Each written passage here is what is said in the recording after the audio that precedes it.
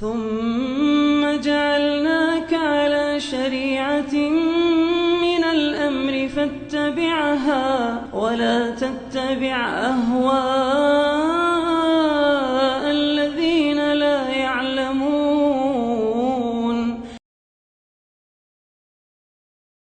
الحمد لله رب العالمين والصلاة والسلام على المبعوث رحمة للعالمين نبينا محمد وعلى آله وصحبه ومن tabi'ahum bi ihsanin ila yaumiddin, amma ba'd.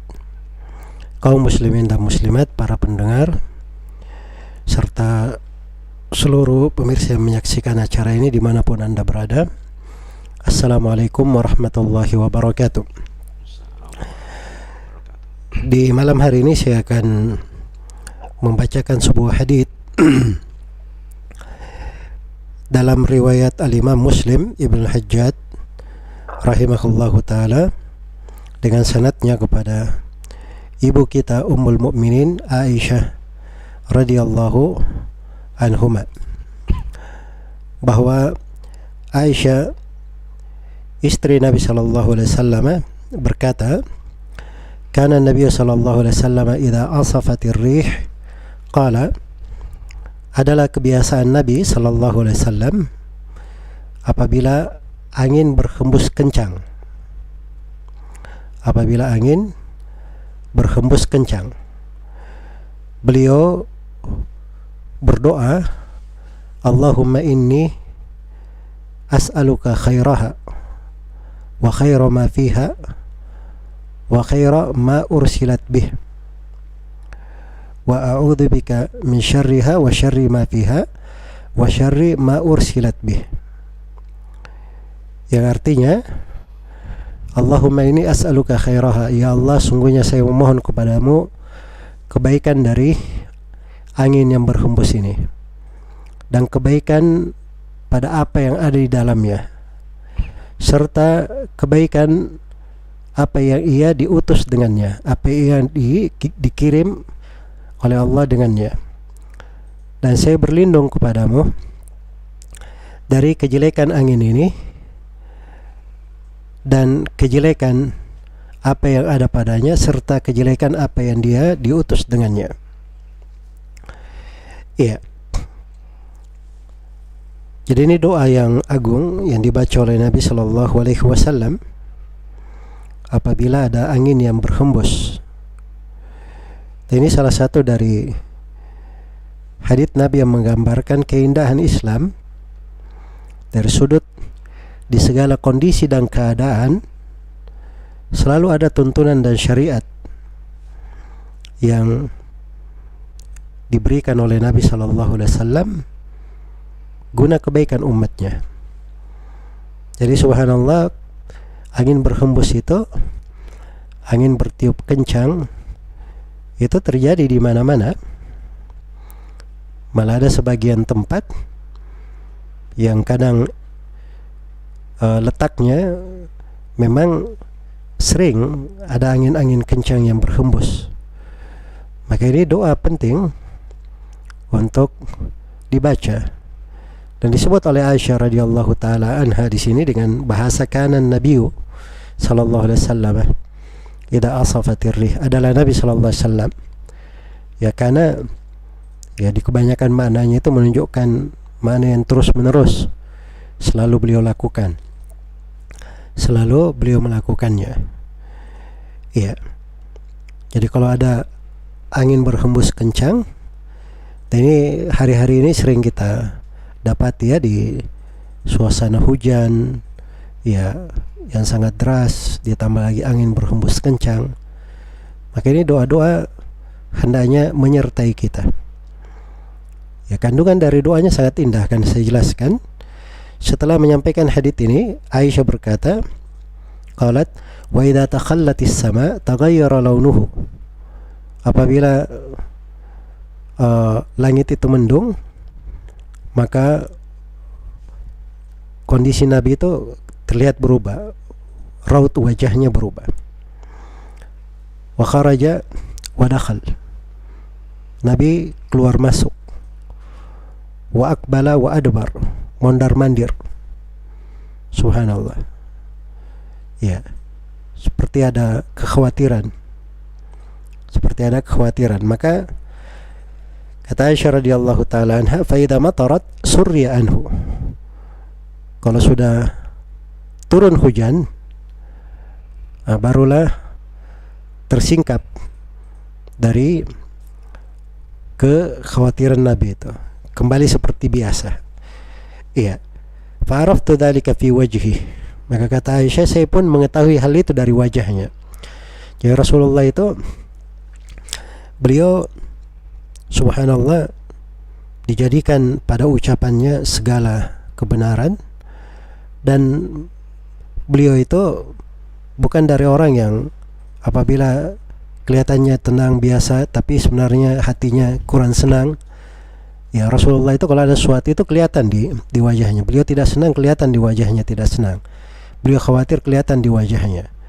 Ya, dari itu, dan itu dari kesempurnaan sifat beliau yang menunjukkan as-sidq, kejujuran dan kebenaran dari apa yang beliau ucapkan, apa yang beliau bawa sebagai seorang nabi dan seorang rasul. Iya. Maka waktu itu ditanya oleh Aisyah radhiyallahu taala anha, kenapa beliau keadaannya seperti itu? Maka Nabi sallallahu alaihi wasallam menjawab, la'allahu ya Aisyah kama qala qaumu Ad. Barangkali wahai Aisyah, seperti ucapan kaum Nabi Ad, ucapan kaum Ad, kaumnya Nabi Hud.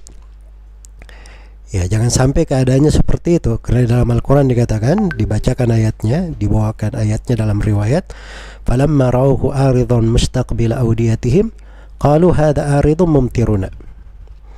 Begitu mereka melihat ada awan mendung yang datang ke arah lembah mereka, mereka berkata, oh ini mendung yang akan menghujani kita, akan datang hujan untuk kita.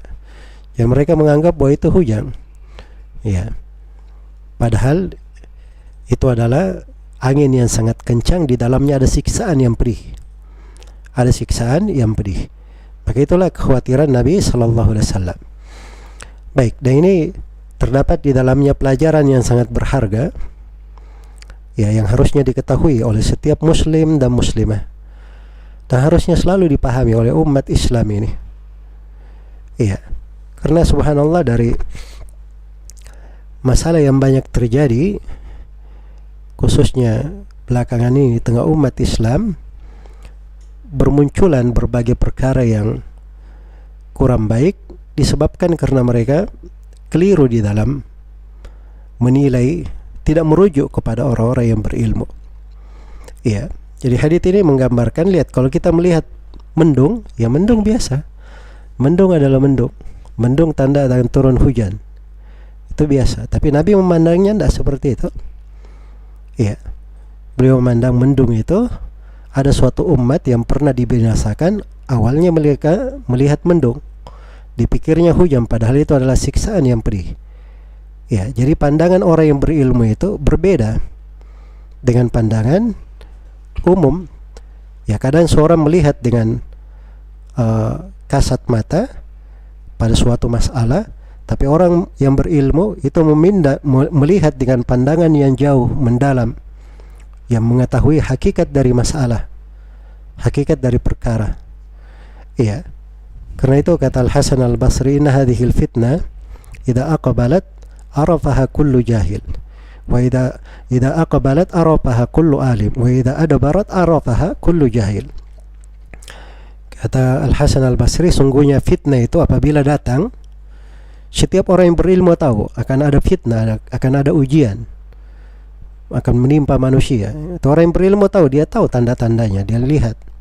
Mereka punya ilmu tentang itu. Tapi orang jahil nanti setelah terjadi, timbul prahara, berbagai kerusakan, ya, percekcokan, bahkan kadang pertumpahan darah, kerusakan, baru mereka tahu rupanya sedang terjadi fitnah. Rupanya sedang terjadi fitnah. Karena itu kita diperintah untuk merujuk kepada orang-orang yang berilmu, ya, pada perkara-perkara yang kita tidak tahu di dalamnya. Fas'alu ahlad dzikri in kuntum la ta'lamun. Bertanyalah kepada orang yang berilmu apabila kalian tidak mengetahuinya. Bahkan di dalam masalah yang merupakan kasus menyangkut banyak manusia, itu tidak boleh dikembalikan kecuali kepada orang yang berilmu. Wa idza ja'akum amrun minal amni awil khawfi ada'u bih walau radduhu ila rasuli wa ila ulil amri minhum la'alimahu alladhina yastanbitunahu minhum. Apabila datang kepada mereka sebuah perkara yang mengandung rasa takut atau rasa gembira, ini perkara yang terkait dengan banyak orang seperti itu.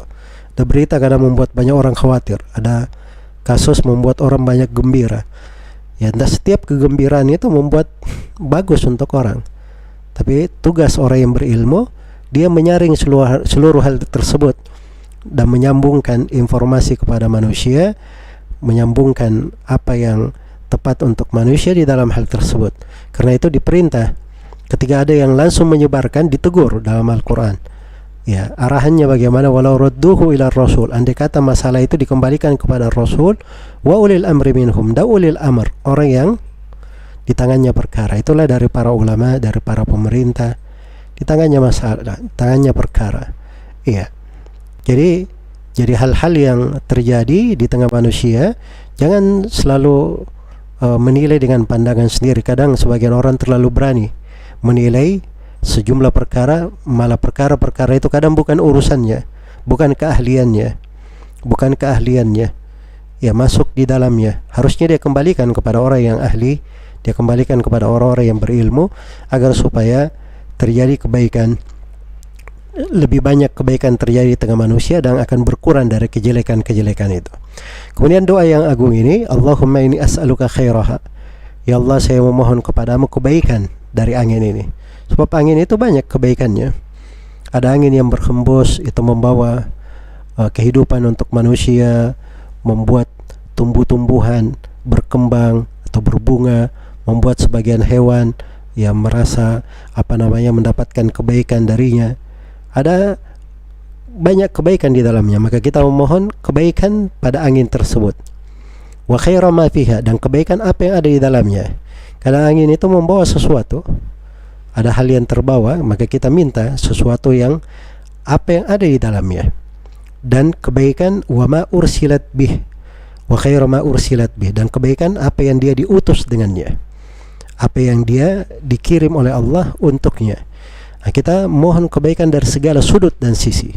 Jadi subhanallah, kalau minta kebaikan dari datangnya angin itu, tidak ada lagi yang lebih lengkap dari doa ini, sebab sudah diminta segala hal dari kebaikannya.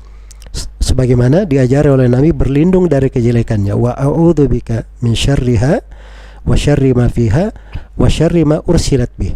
Dan saya berlindung kepadamu dari kejelekan angin ini dan kejelekan apa yang ada di dalamnya, apa yang terkandung padanya, ya. Dan kejelekan apa yang dia diutus dengannya. Apa yang diutus dengannya. Maka insyaallah taala kalau seorang itu selalu dia memanjatkan dari doa-doa yang diajarkan oleh Nabi, itu menunjukkan kedekatan hati kepada Allah dan menunjukkan keindahan hidup dan menunjukkan bahwa dirinya itu ya selalu menyadari hakikat keberadaannya sebagai manusia yang lemah, banyak kekurangan, yang harusnya dia selalu bergantung dan bersandar kepada Allah Subhanahu wa taala. Dan terdapat bahwa dari kejadian-kejadian yang dibahasakan oleh sebagian manusia dengan fenomena alam, itu harusnya kita timbang dengan timbangan-timbangan syar'i, dan kita memohon kepada Allah Subhanahu wa taala hal-hal yang baik dengannya. Ketika turun hujan, kita berdoa Allahumma sayyiban nafi'an, ya Allah jadikanlah hujan yang bermanfaat. Ketika kita mendengar petir, ya kita membaca doa subhanalladzi yusabbihu ar-ra'du bihamdi wal malaikatu min khifati. Ya, ketika kita melihat orang yang tertimpa musibah, kita membaca doa alhamdulillahilladzi afani mimma ibtalahu bih wa faddalani ala katsirin mimman khalaqa tafdila. Itu semuanya adalah hal-hal yang melindungi, benteng seorang mukmin. Ya, maka semoga Allah Subhanahu wa taala memberikan kepada kita semua afiat dan membimbing kita semua untuk memiliki kedekatan hati, ketergantungan yang kuat kepada Allah, dan menjadikan kita semua sebagai orang-orang yang selalu beramal dengan hadits-hadits Nabi, banyak berdoa kepada Allah Subhanahu wa taala. Innahu waliyudzalika wal qadiru alaihi wallahu taala alam.